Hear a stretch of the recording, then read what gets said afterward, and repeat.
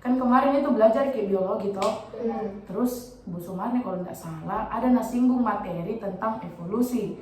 Agak menarik ya aku dengar karena toh setahu itu evolusi tentang kehidupan tak lah. Tapi saya tidak terlalu paham sebenarnya. Kau paham kan? Pernah aja dengar tapi tidak tahu kak.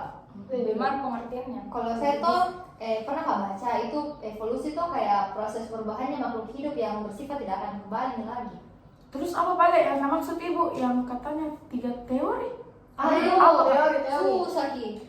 Pernah kak baca juga dan ku dapat Ki pengertiannya.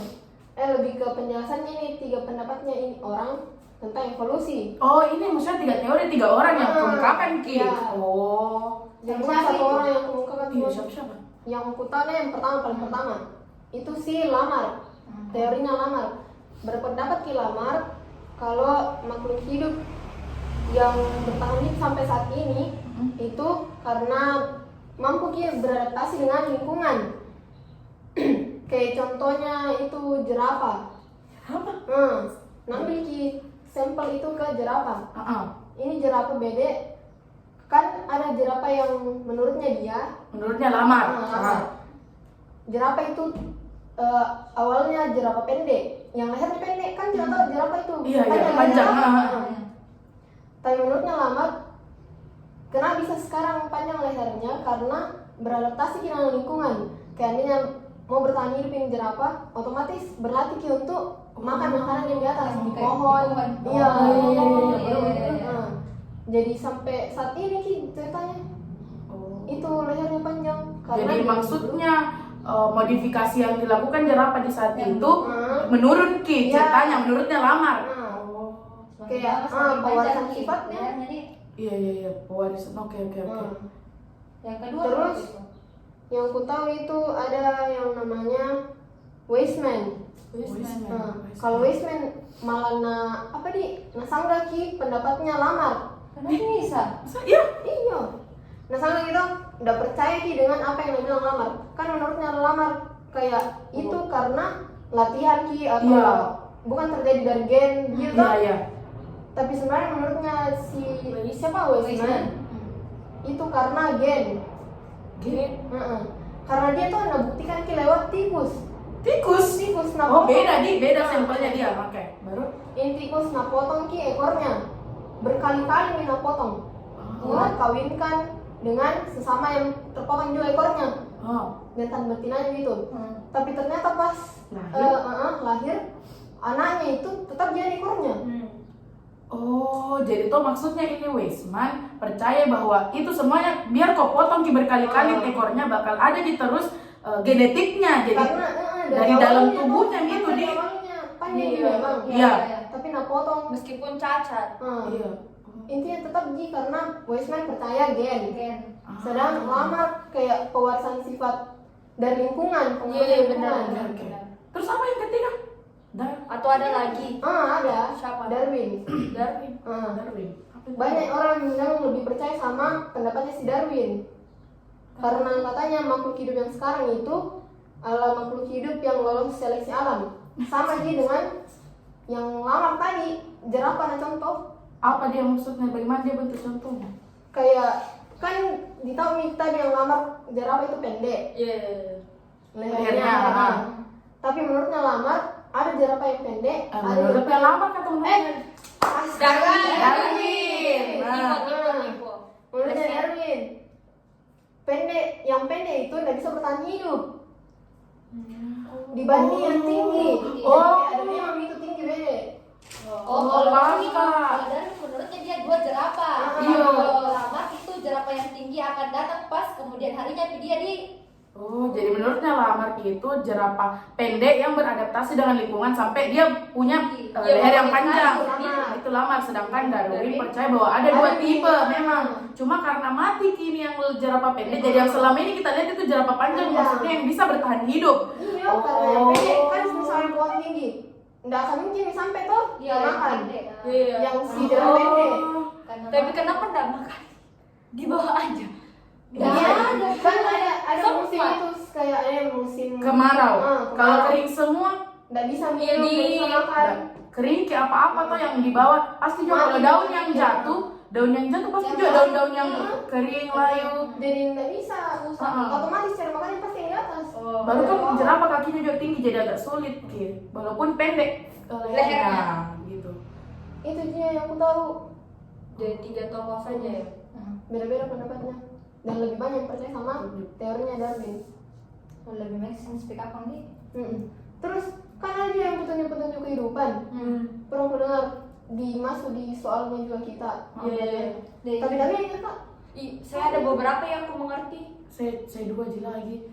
Saya tahu 2 aja aku mengerti nah. Itu lagi tuh aku catat Ki.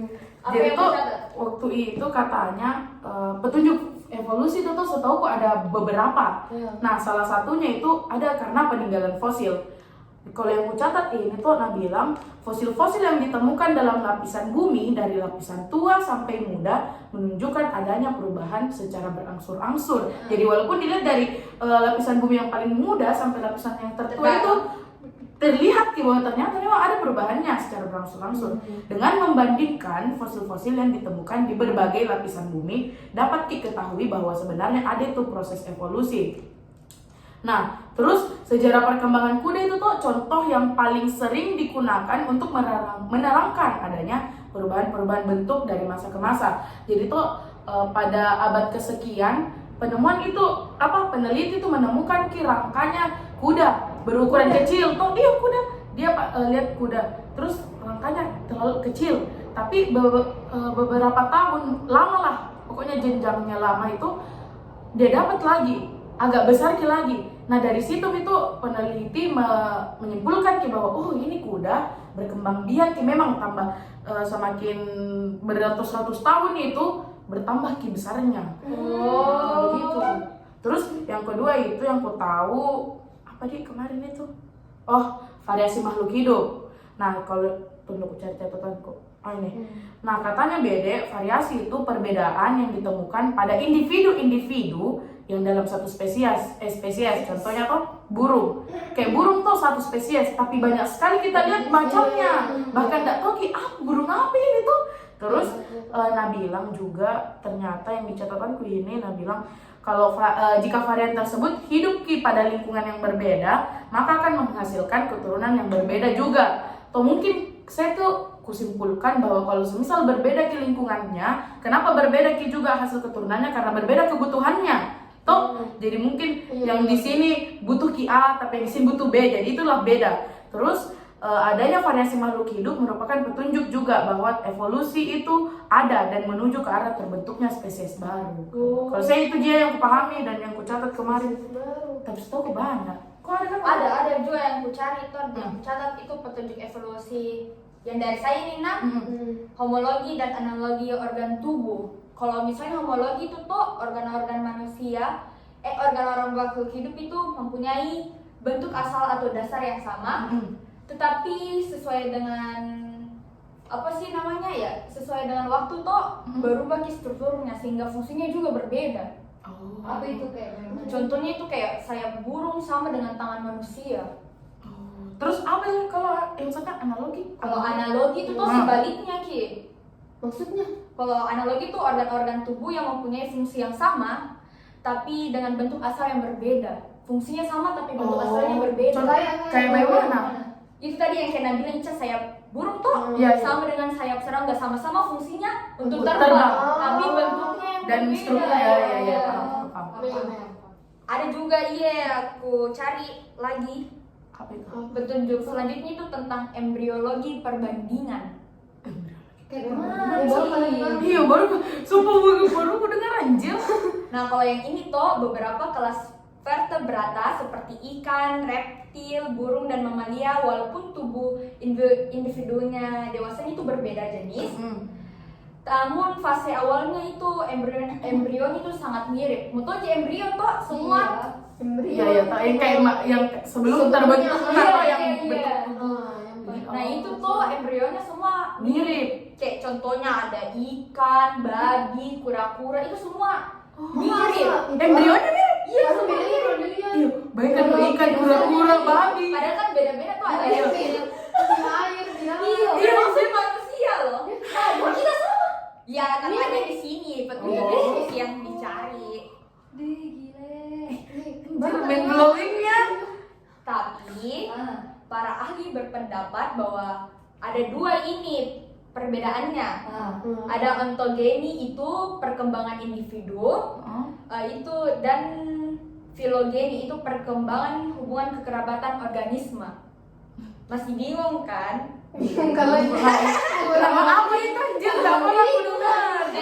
Aku jelaskan. Kalau ontogeni itu toh perkembangan individu dari satu sel menjadi individu dewasa. Contohnya itu yang kayak kalau mau lihat di sini ada telur teman-teman.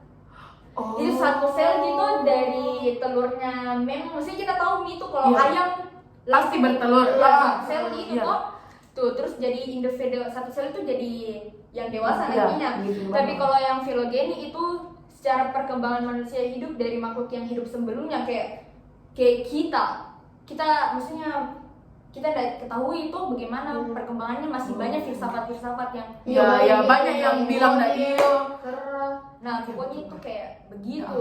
Tapi petunjuk evolusi ini tuh dianggap terlalu berlebihan. Karena Kenapa ini?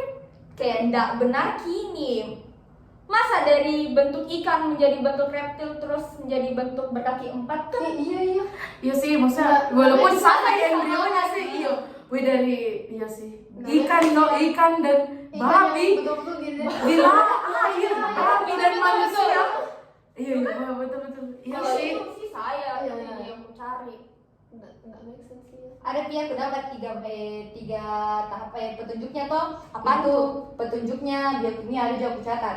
Jadi jauh dekatnya hubungan kekerabatan antar organisme satu dengan yang lainnya dapat ditunjukkan dengan uji biokimia atau biasa kita juga sebut dengan uji preskriptif. Uji ini adalah uji adanya reaksi antara antigen dengan antibodi. Terus banyak sedikitnya endapan yang terbentuk akibat reaksi tersebut dapat digunakan untuk menentukan jauh dekatnya hubungan kekerabatan antara suatu organisme dengan suatu organisme lainnya. Jadi nih lihat kita teman-teman, ada ini contohnya uji preskriptifnya. Contohnya itu ada bisa kita lihat dari larutannya. Ini setelah dikasih masuk. Iya, baru ada jadi yang endapan Iya. ya. Terus ada lagi kudapat itu dari perbandingan fisiologi organisme. Jadi meskipun ini ciri morfologi dan jumlah sel membentuk suatu setiap organisme berbeda-beda, namun terdapat kemiripan-kemiripan pada fisiologinya seperti sistem respirasi, ekskresi, digestif, metabolisme dan sebagainya. Contohnya tuh ada sistem respirasi pada ayam, pada burung, sama pada ikan. Berbeda-beda gitu di situ. Terus yang terakhir itu kudapat dari alat tubuh yang tersisa. Jadi contohnya itu seperti kita manusia dan beberapa hewan lainnya dapat dijumpai dengan berbagai alat tubuh yang tidak berfungsi. Kalau kita itu manusia ada seperti gigi kita yang digitarin toh, yang kayak gitu. Terus ada juga laki-laki yang mempunyai buah dada. Ya sih, nggak berfungsi. Baru ada juga yang kayak otot penggerak di telinga. Sebenarnya itu tuh juga ada. Jadi kayak kita tuh kayak manusia punya banyak organ yang kayak kita tak tahu apa sebenarnya fungsinya. Iya, betul. Baru ada juga kalau pada hewan itu tuh ada 3 kudapat. Itu pada burung kiwi, burung yang tidak dapat terbang disebabkan adanya alat tubuh yang tersisa sebagai akibat penyusutan sayap. Oh, jadi nggak bisa terbang dia, walaupun dia jenisnya burung. Harusnya bisa terbang Baik. tapi Ternyata dia bisa salah. begitu. Karena itu fungsinya. Ada yang kayak penyusutannya itu terhembat di bagian sayapnya. Terus yang kedua itu pada ular piton. Kalian udah tahu toh semua? Ular. Iya, ular piton. Sebenarnya itu toh ditemukan benjolan di kuku yang merupakan sisa kaki belakang. Jadi bagian belakangnya itu sebenarnya ada. Gila. Kuku ular. Sebenarnya ada di bagian akhirnya tuh kayak. Iya, di kayak yang begini ya. Biasa kulihat saya tapi kayak mana kasar. Kukira saya kayak apa lengket ke atas. Lengket kan. Baru yang ketiga itu pada paus. Selama masa embrio mempunyai gigi pada rahang dan sisa reduksi setelah lahir. Jadi bagian paus itu. Sebenarnya banyak lagi teman-teman, tapi kayak ini yang bisa aku jelaskan dan bisa kak dapat. Iya, Banyaknya ini sebenarnya banyak sekali. Seru sekali anjir evolusi. Benar. Tentang hewan lah, Manusia. materi Banyak Iya betul. banyak pendapat. Banyak ya dibahas juga hari ini. Teorinya 3, Lamarck, Weismann, sama Darwin. Terus kita perubahannya tadi petunjuk evolusi kita jelaskan ada 7 nih. Banyak sekali nih ya ternyata. Banyak sekali ternyata. Iya, ngeri sekali ya kayak Fosil-fosil yang didapat baru kayak tahapan-tahapan yang sekarang Oke. Semoga itu minggu depan bisa menjawab ke pertanyaannya Bu Sumarde. Bisa Mila. Dan pertanyaan-pertanyaannya teman-teman teh yang akbar sekali. Deh, semoga bisa. Jauh dari teman itu. Iya, begitu juga Pak Ledi. Bahas bagian yang lain deh, agak berat tuh pembahasan evolusi. Kemarin- Capek mau Ini sampai ketawa nanya. Apa nih? apa? Deh, kayaknya sudahi ini.